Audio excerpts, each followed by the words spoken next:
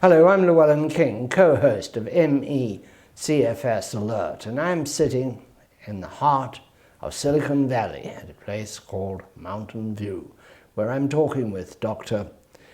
Andreas Kogelnick, who is working very hard to set up a new institute that will primarily, first and foremost, work on chronic fatigue syndrome. But before we get to discussing CFS, you are, in fact, if you were in your ancestral Austria, you would be doctor, wouldn't you? I would. Because you have a medical degree and a PhD. That's right. And everybody calls you Andy. In fact, doctors aren't very formal anymore, no more white coats. Patients can call me whatever they'd like. I was at a big hospital in England recently, and I noticed the only way you could tell the doctors was with stethoscopes. And then I realized, wait a minute, that's not a very good security issue, a stethoscope. You can buy them in drugstores. What drew you to CFS? Well, I think, when I was at Stanford and I started looking at this disease, it really was an area that was much in need of clinical medicine and clinical physicians interested in practicing in this area and understanding it as it was in research. And my research in particular was aimed at better understanding of diagnostics and identifying treatment targets on a molecular level. So it was another aspect of CFS that was just crying out in need for some good research. So that was a great fit from the start. What would you say to patients coming to see you nowadays? How much hope can you extend to them?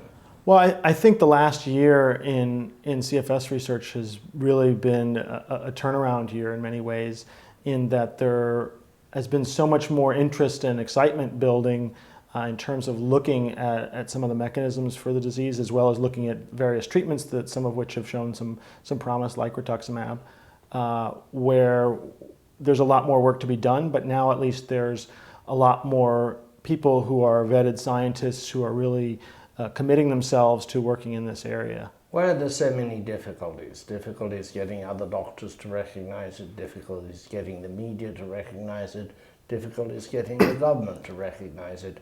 Are there other diseases that have this kind of struggle? Well, I think it's not that unusual for chronic diseases and for diseases that are difficult to understand to have that kind of problem. We've seen the same kind of struggle, maybe perhaps not as large a degree, but with MS. Parkinson's disease 10, 20 years ago was not even acknowledged as existing. H. pylori infection as a source of gastric ulcers was laughed off the table for a generation of physicians before two physicians got the Nobel Prize for understanding and documenting that in terms of how it worked, and we treat patients regularly for that now. You work closely and have actually laboratory space in the local hospital. What hospital is that, and what is your association? We're right next to El Camino Hospital here in Mountain View, which is a district hospital, so it's a sort of public hospital. We actually, our landlord here in this building is the hospital itself, and they've been very gracious with how they've helped us to set up a research program here, as well as support some of the clinical activities. Tell me about talent. In all fields, there's a finite amount of talent, of the researchers, the physicians, those who are not going into private practice in the normal sense. How do you attract them to CFS research when there's, well, say, more glamorous things, or things that have a much higher profile publicly? Breast cancer comes to mind. Yeah. Well, I think it takes a certain type of individual and a certain sort of curiosity for starters. I think one of the advantages that we have being here in Silicon Valley is that we have all kinds of talent and all kinds of interesting ideas and people with interesting ideas floating around. And that gives us a great pool to draw from. When we need somebody who can do a gene expression study or do flow cytometry, we have an expert right up the street, and likely several laboratorians that come with that expert that we can draw on and perhaps draw into the institute directly. Part of your plan is to set up a computer network, a diagnostic and informational network. Does being in Silicon Valley advance that? Absolutely. We have great relationships and draw on not only for our technical staff in terms of engineers and so forth to help set that up for what we're already doing. We have a great infrastructure here to be able to support that from a technical capacity in terms of fiber networks and computing infrastructure, as well as being able to draw people from the surrounding area and leverage some of the social networking technologies and companies that are here in the valley as well. What are you doing now about funding, and what are you going to do in the future about funding? Everything you talk about seems to me to be very expensive. Well, there certainly are costs associated with it. We've been very fortunate that the CDC has come on board with us, and we're working with them closely to start off on a data collection network process for the CDC. We, in cooperation with several other clinics as well, but using our clinical network as one of the mainstays for that.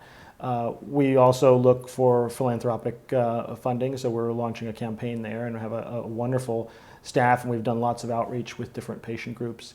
And we also go after industry-sponsored clinical trials and things like that, as well as NIH and other funds to try to pay for some of the trials. So we kind of spread our efforts around to try to leverage our efforts in any way that we can get resources under them. We started this little segment by talking about your double degree. Tell us a little more about yourself. What, for example, do you do when you're not working? Well, like many Bay Area folks, I try to head up to the Lake Tahoe area as much as I can, which coincidentally is one of the places where some of this epidemic was first identified. And certainly love the outdoors and skiing and hiking and so forth. And I imagine you won't have much time. You have two small children too. I do.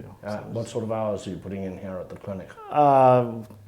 Far too long hours, but my kids definitely get a good share of time as well. Good luck to you, Andy. Thanks so much. It's a pleasure to talk.